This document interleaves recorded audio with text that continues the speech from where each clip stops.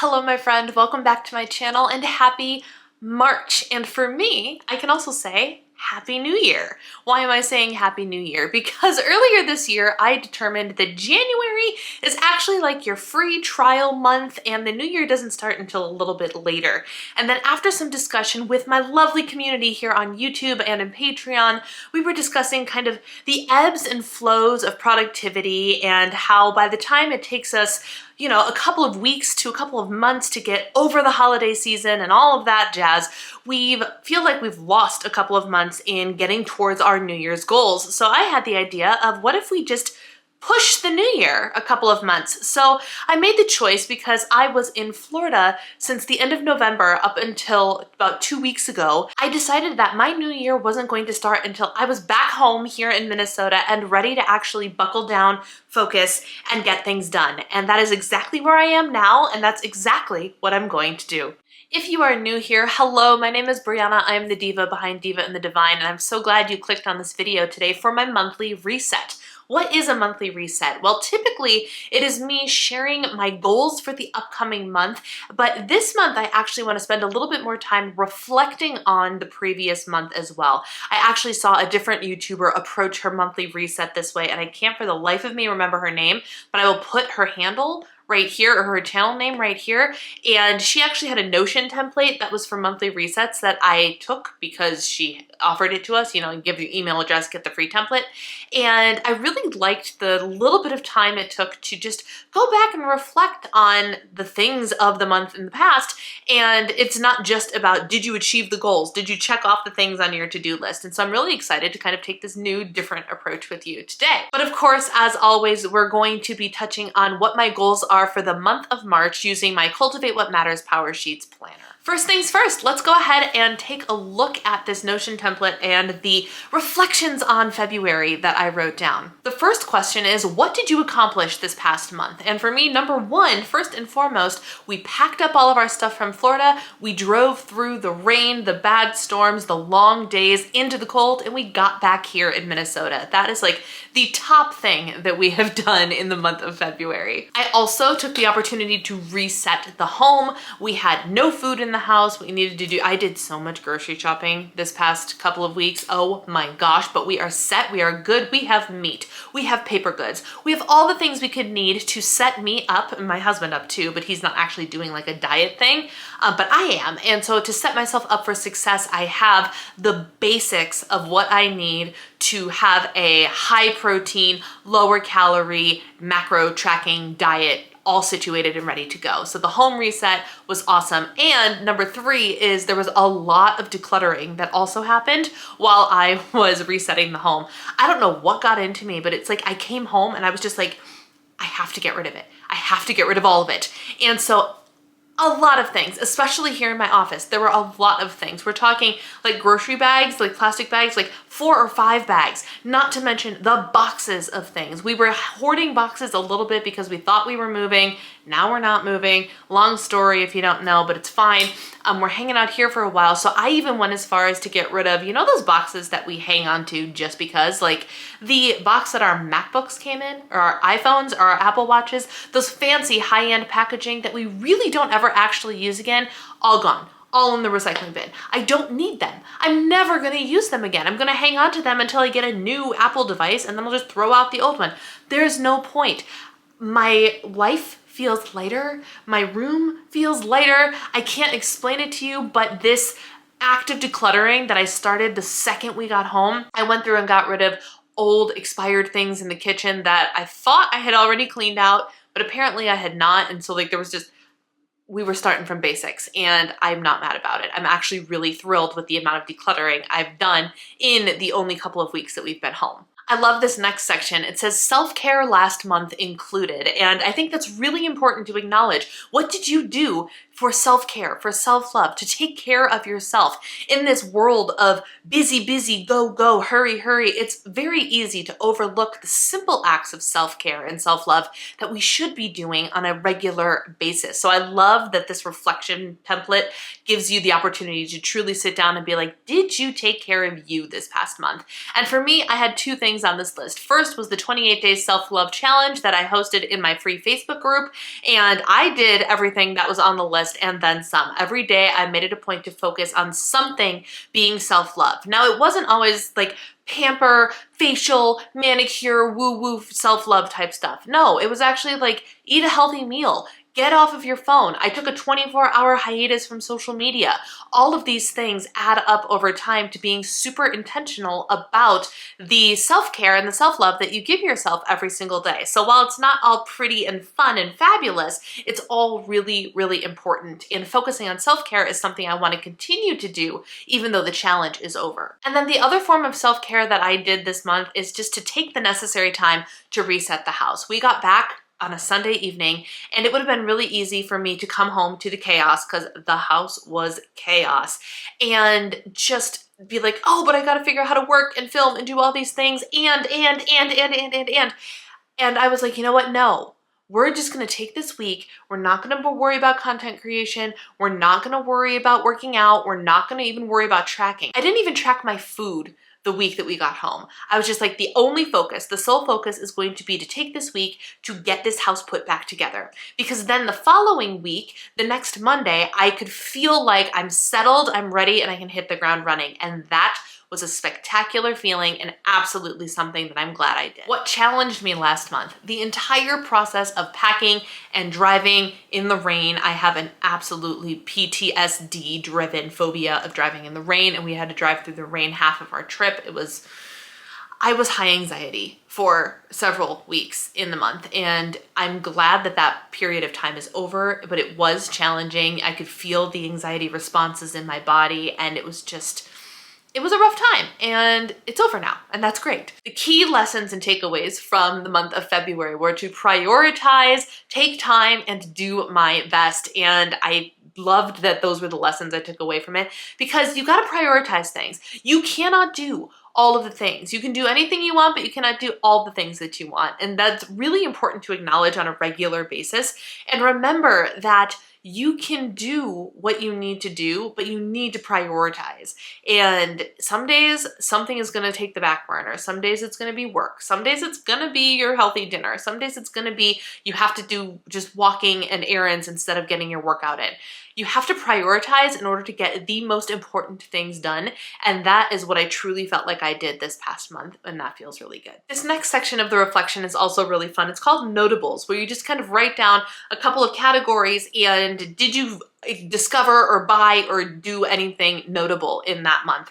So for travel, obviously we traveled home, which was very, very notable. For books, I don't actually have anything because I didn't complete any books in the month of February. I've got a lot of reading lined up, but it just wasn't a priority, and that needed to be okay. Music and podcasts. We actually started, my husband and I, 2 new podcasts, which we are super, super excited about. And the first one is Boy Meets Pod, which is a podcast from the cast members of Boy Meets World. Leave me a comment down below with a gold star if you are a fan of Boy Meets World or you watched it growing up, because I definitely did. And so this is a podcast where Sean Hunter, Topanga Lawrence, and Eric Matthews, oh my gosh, I almost forgot his last name. Eric Matthews. Those are the character names, not the actors' names. Actors' names are Will Friedle, Danielle Fishel, and Sean Ryder. Oh my goodness, Ryder Strong. So they are they're 3 of the main characters in the show, and they did this podcast. It's a rewatch podcast, and we started listening to that and rewatching Boy Meets World as a fun little thing, and we're loving it so far. It is really cool to have the guests come on, other cast members. It's really cool to hear their interpretations of the shows, what they think now all of these years later. It's just super, super fun. And then along the same vein, we've also been listening to, we just started the Office Ladies podcast, which is of course Angela Kinsey and Jenna Fisher, who play Angela and Pam on The Office. And they are also doing a rewatch podcast. And it's a lot of fun. Theirs is much more, fluffy, I guess, whereas Pod Meets World feels very like in-depth and let's get serious and analyze these things. Like, it's still a lot of fun, don't get me wrong, but they feel a little bit more in-depth, where Office Ladies definitely sounds like 2 best friends hanging out, which is because they are. They are best friends in real life, and they're just hanging out and talking about this thing that they did together. Both of them have been fabulous so far. I will keep you guys posted as we get more and more into these podcasts, but just starting them, we're really enjoying them. Movies and TV, the only thing of note, well, actually that's not true. There are a couple of things of note. I started rewatching Will and Grace. That was my fun TV. Instead of Friends, I was like, you know what, let's go back and rewatch Will and Grace because I don't actually think I finished it. And so that's been fun. I love Will and Grace. It's a great time. And so I've been really enjoying doing that. That's kind of what I watch when I need something in the background to pass the time or when I'm eating my lunch. I have my iPad and I will sit and I will watch an episode over lunch and have been really enjoying that. My husband and I have been watching Castle with Nathan Fillion, really enjoying that. We started rewatching Bones in Florida with my mother-in-law. Also really, really good. I forgot how much I love that show. I love that show. I think that's it for TV shows for now. And then products and purchases. The only thing really noteworthy are my lip stain journey. I've been trying to find some good lip stains. I explain it in some live stream videos and whatnot, but I've been looking for an easy lip product type thing where you swipe it on, you let it sink in and you forget about it and you still kind of have that look all day long. You know, it's not perfect, but it's there. There's a wash of color. And so I have been purchasing and trying a couple of different lip stains, and there are some that are great, there are some that are not, and I will keep you posted on all of them in my upcoming content. So if you're interested in that, don't forget to hit that subscribe button. And then the last part of the Notion template is about goals for the upcoming month, which we have my handy dandy power sheets for. So we're gonna dive into the power sheets, starting with last month's goals. How did I do? Did I reach my goals or not? Let's find out. As you recall, the Cultivate What Matters power sheets are broken down into monthly action items, daily action items, and weekly action items, and I have everything divvied up as such. So for monthly action items from the month of February, travel back to Minnesota safely? Check. A post-Florida home reset? Also check. 28 days self-love challenge? Done. Hey, I'm 3 for 3 so far. Create 2 evergreen videos on my YouTube channel? Nope, did not do any of that, and that's okay. That's okay. That's what this upcoming month is for. Set up my back to work mode. I'm in the process of doing that now. It's a slow rolling process, but I'm starting to get into the groove and feel good. So I would say that is done. I'll give myself the check mark for that. Catch up on the passionate penny pincher tasks. I have kind of done that. I've started using the planner and tried to get in the groove with the tasks, but I haven't gone back and done what were January's home tasks, what were February's home tasks. But admittedly, when we got home and the weekend afterwards, my husband and I did do a pretty deep cleaning of this house, which checked a lot of those boxes anyway. Even if it wasn't us taking time to do specifically this intentional project, in the clean sweep of the whole house, some of those projects did get done. And then my bonus item was get a workout bench for Lift More, which has not happened, but that's okay because Lift More is not available to Beachbody On Demand subscribers yet. So we've still got time. Now, I'll be completely honest with you. My weekly and my daily action items, I did not have nearly as much success with as I did the monthly action items. Plan and meal prep, I didn't do. Kitchen section declutter, I haven't been home. So I've actually done 1 section declutter since we've been home, and it's been about 2 weeks. So I'm in process of doing that, but that's going to be an ongoing project a little bit by little bit. Use the massage cupper thing on my legs twice a week. I have not done that yet either. And then add 10 items to the app style book. I did not do that either. And I was like, you know what? This is a great idea in theory. It's not time for me to do that right now because that time needs to be better spent elsewhere, and that's totally fine. I have every intention of setting up that app, but once I have my feet back on the ground, I've got my routines going again and everything's just kind of up and running, then I will have the free time to put my clothing items into Stylebook. And then my daily action items was the self-love challenge that I did do every day. Follow a diet plan, went for 5 days, and then I went on a 3-week no tracking hiatus. So no. Read, also no. No social media after 9 p.m. I'm about 50-50 on that. There have been a handful of times where it's been 9:03 and I've opened them and then I go, oh wait, I'm not supposed to do that anymore. And so I turn them off. There have been a handful of days, namely on weekends, that I'm I don't even care and I'm gonna scroll at 10:30 anyway. And then there have been days where I'm look, it's 9 p.m. and I'm done with social media for the day and I don't open it again. And it was really, really great. So I can't even say 50-50. I would say maybe 40%, maybe 40% I did that. And then intentional stretching every night I also did not do. So it was a month where I did all of the monthly action items, but not so much on the other stuff. This month, for March, let's see what we've got going on here because there's there's a lot that I want to do, but it's all just to get me going again. So with that being said, my monthly action items, things that are either a process throughout the entire month or a one-time item, are as follows. A month of 80% consistency on my diet. Like I said, March 1st is actually my new year. So it's like new year, new me, new diet plan, all of those things. My goal is to be consistent with that, be disciplined with the diet, the exercise, all of it, at least 80% of the time. Because there's no such thing as perfection. So why would I expect that of myself? 80% consistency is a great number where you will likely see reasonable progress and you still have room for some slip-ups. In a perfect world, am I closer to 85, 90, 95%? Yes, absolutely. But I'm also a very realistic human being at my ripe old age of 36, and I've decided that sometimes practicality trumps idealism. So we're going with 80% consistency on my diet all month long, which for the record means like a maximum of 6 days where you don't meet your macros. 2 is launch a spring group coaching. For those of you who don't know, I am a nutrition coach, and I like to help women specifically kind of bust through those old diet mindsets, the plaguing of putting too much power on the scale and under eating. 1,200 calories and all that is a no-no on my clock. So I like to run group coaching programs, and we do it on Facebook. It's a lot of fun, and it's an opportunity for people who can't necessarily afford one-on-one coaching to still get the coaching experience. It'll be a 6-week program. I'm super pumped about it. Stay tuned for more information. If you want to make sure you get all of the information, go down below to the links and click the link that says get my free macro-friendly grocery list. That will sign you up for my email list. And that is where all of the information is going to be first. So if you want to be in the know, you get on that email list. My next goal is to write 2 blog posts. My poor blog, ever since I did all that work to transfer my website over and completely revamp my website, it's been sitting there pretty stagnant.